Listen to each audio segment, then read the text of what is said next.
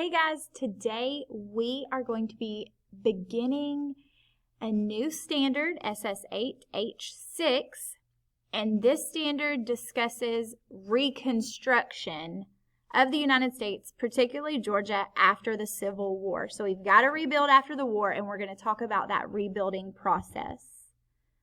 The standard just reads, analyze the impact of Reconstruction on Georgia.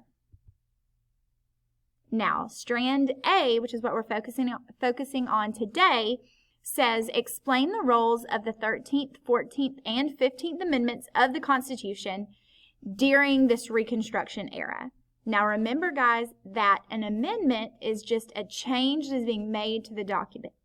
So during this standard, we are going to be discussing 3 different changes that were made to the Constitution.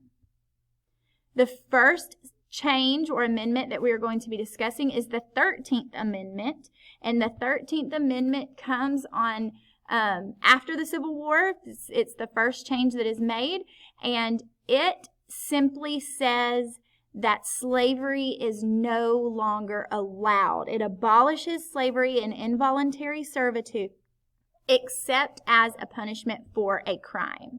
So it just basically boiled down, it frees the slaves. Here are a couple of videos that we may watch in class about these amendments, the 13th Amendment. And now we're moving on to the 14th Amendment. And the 14th Amendment to the United States Constitution was adopted on July 9th of 1868.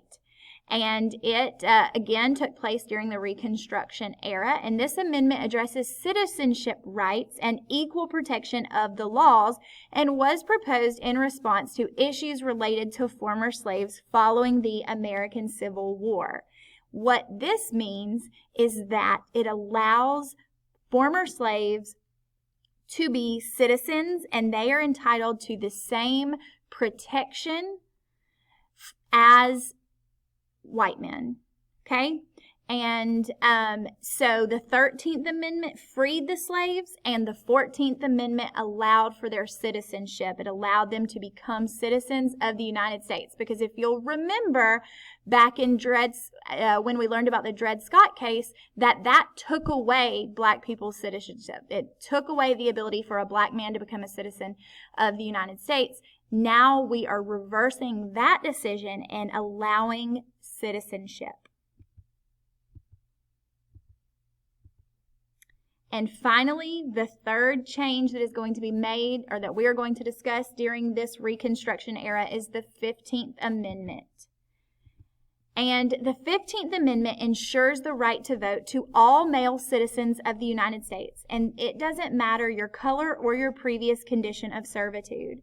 So while the 13th Amendment freed the slaves, the 14th Amendment made slaves citizens, the 15th Amendment guarantees their right to vote, the right to vote to all male citizens of the United States. So it doesn't matter if they're black or white, it doesn't matter if they were free or were a slave, everyone is entitled, or all men, are entitled to the same right to vote at this point.